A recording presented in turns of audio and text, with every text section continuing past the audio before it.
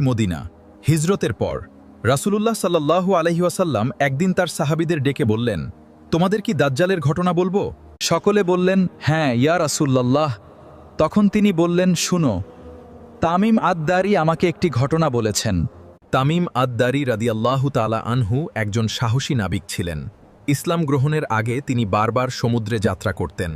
একবার তার দলের ৩০ জন সদস্য একটি জাহাজে সমুদ্রে বের হলেন।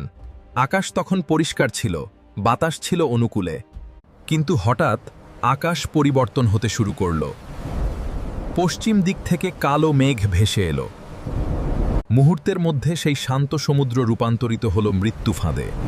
ঢেউ একের পর এক আছড়ে পড়তে লাগলো জাহাজের গায়ে। আল্লাহ আল্লাহ, শক্ত করে ধরে থাকো, পানি সরাও, আমরা ডুবে যাচ্ছি। জাহাজের ডেকে সবাই মরিয়া হয়ে লড়ছেন। কেউ দড়ি আঁকড়ে ধরছেন, কেউ পানি সরাচ্ছেন, কেউ আল্লাহকে ডাকছেন। ও আল্লাহ, আমাদের বাঁচাও, আমরা শেষ। রাতের অন্ধকারে তারা আর বুঝতে পারছেন না কোথায় আছেন, কোন দিকে যাচ্ছেন। দিশাহারা, একা, বিশাল অন্ধকার সমুদ্রের বুকে। কয়েক রাত দিন পরে ঝড় থামল, কিন্তু তারা কোথায় পৌঁছেছেন তা জানেন না। হঠাৎ কুয়াশার ভেতর থেকে একটি দ্বীপ, কালো পাথরের, নির্জন, নিথর। কোনো গাছ নেই, কোনো পাখি নেই, কোনো শব্দ নেই, শুধু ঢেউ। তারা দ্বীপে নামলেন, পা রাখলেন কালো পাথরের উপরে। অদ্ভুত এক অনুভূতি যেন পৃথিবীর। এই জায়গাটাকে আল্লাহ বাকি সৃষ্টি থেকে আলাদা করে রেখেছেন। এখানে সব কিছু আলাদা, বাতাসও আলাদা। হঠাৎ তারা দেখলেন একটি জিনিস, একটি প্রাণী, পুরো শরীর ঘন চুলে ঢাকা, এতটাই ঘন যে বোঝাই যাচ্ছে না সামনে না পেছনে, মুখ নেই, চোখ নেই, শুধু চুল। তামিম রাদিয়াল্লাহু তাআলা আনহু বলেছেন, আমরা বলাবলি করলাম, এটা কি একটি পুরুষ, নারী, পশু? কিছুই বুঝলাম না। তারা হাঁটলেন সেই অজানা গুহার দিকে। প্রতিটি পদক্ষেপে হৃদয়ে ভয় ঘনিয়ে আসছে, কিন্তু তারা থামলেন না। গুহার দরজায় পৌঁছে তারা দেখলেন বাইরে থেকেই বের হয়ে আছে বিশাল শিকল। এত বড় শিকল তারা জীবনে দেখেননি। গুহার ভেতরে প্রবেশ করলেন তারা। ভেতরটা বাইরের চেয়ে অনেক বড়, অস্বাভাবিক রকম বড়। পাথরের দেয়াল ঘেঁষে পানি চুয়ে পড়ছে। বাতাস ঠান্ডা, হাড় কাঁপানো ঠান্ডা, এবং সেই ঠান্ডার মধ্যে একটি গন্ধ। এমন একটি গন্ধ যা তারা আগে কখনো পাননি।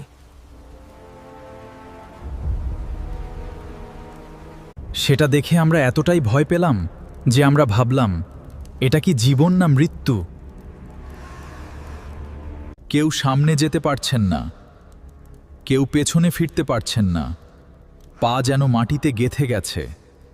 তারপর সেই সত্তা কথা বলল। কণ্ঠস্বর এলো অন্ধকার থেকে, গভীর, ভারী, পৃথিবীর কোনো মানুষের কণ্ঠস্বরের মতো নয়। তোমরা কোথা থেকে এসেছো?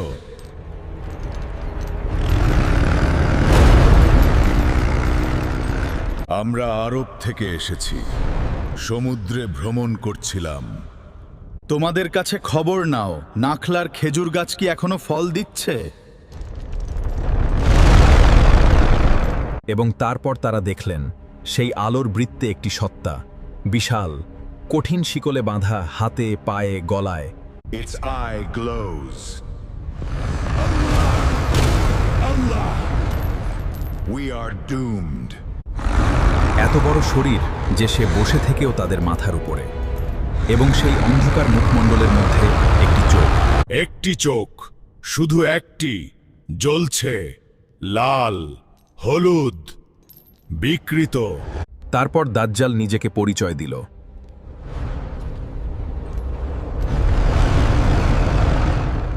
আমি তোমাদের সব প্রশ্নের উত্তর দেব, কিন্তু আমার একটি কথা শোনো, আমি মাসিহ। আমাকে শীঘ্রই মুক্ত করা হবে। যখন মুক্ত হব, আমি পূর্ব পশ্চিম সব পৃথিবী ঘুরব, 40 রাত দিনে। তামিম রাদিয়াল্লাহু তাআলা আনহু বলেছেন, এই কথা শুনে আমার হাত পা অসাড় হয়ে গেল। দাজ্জাল একের পর এক প্রশ্ন করল, এবং প্রতিটি প্রশ্নে ছিল ভবিষ্যদ্বাণী। সে জিজ্ঞেস করল, তাবারিয়ার হ্রদের পানি কি আছে? উত্তর, হ্যাঁ আছে। দাজ্জাল বলল, একদিন আসবে যখন সেই পানি থাকবে না। রাসূলুল্লাহ সাল্লাল্লাহু আলাইহি ওয়াসাল্লাম এই হ্রদের কথা বলেছিলেন। আর আজ সেই হ্রদের পানি সত্যিই কমে যাচ্ছে। দাজ্জাল আরও জিজ্ঞেস করল, বাইজানের খেজুর গাছ কি এখনো ফল দিচ্ছে? উত্তর, হ্যাঁ, দিচ্ছে। দাজ্জাল বলল, সে আর ফল দেবে না, একদিন বন্ধ হয়ে যাবে। ইসলাম পূর্ব যুগে বাইজান ছিল পৃথিবীর সবচেয়ে উর্বর অঞ্চলের একটি। আজ সেই অঞ্চলের অবস্থা নিয়ে ভাবুন। তামিম রাদিয়াল্লাহু তাআলা আনহু এবং তার সঙ্গীরা দ্রুত সেই দ্বীপ থেকে চলে এলেন, জাহাজে উঠে পাল তুললেন। কিন্তু সমুদ্রে থাকতেই তারা একে অপরের দিকে তাকালেন। চোখে চোখ পড়ল, জানে এটা সত্যি। কাউকে কিছু বলতে হলো না, সবাই একই জিনিস দেখেছেন। সবাই তামিম রাদিয়াল্লাহু তাআলা আনহু মদিনায় ফিরে সরাসরি রাসূলুল্লাহ সাল্লাল্লাহু আলাইহি ওয়াসাল্লামকে সব বললেন। রাসূল সাল্লাল্লাহু আলাইহি ওয়াসাল্লাম মনোযোগ দিয়ে শুনলেন এবং তারপর সাহাবীদের ডেকে বললেন, তামিম আমাকে যে কথা বলেছে তা শুনে আমি আনন্দিত, কারণ সে যা বলেছে তা আমি আগেই তোমাদের বলেছিলাম। দেখো, দাজ্জাল শামের সমুদ্রে আছে, অথবা ইয়েমেনের সমুদ্রে, না বরং পূর্ব দিকে। কিন্তু এই ঘটনা থেকে সরে আসি একটু, কারণ সেই সময়েই মদিনায় ছিল আরেক রহস্য, এক অদ্ভুত ব্যক্তি, ইবনে সাইয়াদ, যার আচরণ দেখে সাহাবীরা একটাই প্রশ্ন করতেন, এই কি দাজ্জাল?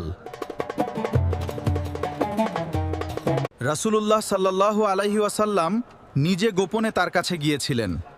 কি দেখেছিলেন? কি হয়েছিল? দাজ্জাল শিকলে বাঁধা, কিন্তু সে অপেক্ষা করছে, সেই শিকল একদিন ছিঁড়বে। রাসূলুল্লাহ সাল্লাল্লাহু আলাইহি সাল্লাম বলেছেন, এই দোয়া পড়ো প্রতিটি নামাজে। লিল্লাহি ওয়া ইন্না ইলাইহি রাজিউন। হ্যাঁ, আমাদের প্রস্তুত থাকতে হবে। আল্লাহুম্মা ইন্নী আউযু বিকা মিন আযাবিল কবর ওয়া মিন আযাবি জাহান্নাম ওয়া মিন ফিতনাতিল মাহিয়া ওয়াল মামাত ওয়া মিন ফিতনাতিল মাসিহিদ দাজ্জাল। اللهم إني أعوذ بك من عذاب القبر ومن عذاب جهنم ومن فتنة المحيا والمامات ومن فتنة المسيح الدجال। এই দোয়াটি স্ক্রিনশট নিন, মুখস্থ করুন, এটাই আপনার সুরক্ষা, এবং ভিডিওটি শেয়ার করুন, কারণ এই জ্ঞান প্রতিটি মুসলিমের জানা দরকার। পরের পর্বে সম্পূর্ণ বর্ণনা জানলে আপনি কখনো তার ফাঁদে পড়বেন না। পরের পর্বে আসছে দাজ্জালকে কিভাবে চিনবেন, সহিহ হাদিসের আলোকে সম্পূর্ণ বর্ণনা। কিন্তু দাজ্জাল কি শুধু সেই দ্বীপেই বন্দী, নাকি মদিনার রাস্তায় সেই রহস্যময় মানুষটি ইবনে সাইয়াদ সত্যিই দাজ্জাল ছিল? আল্লাহর রাসূল সাল্লাল্লাহু আলাইহি ওয়াসাল্লাম তার আচরণে কি দেখেছিলেন? আমি জানি, এটা হলো দাজ্জালের অন্যতম আলামত।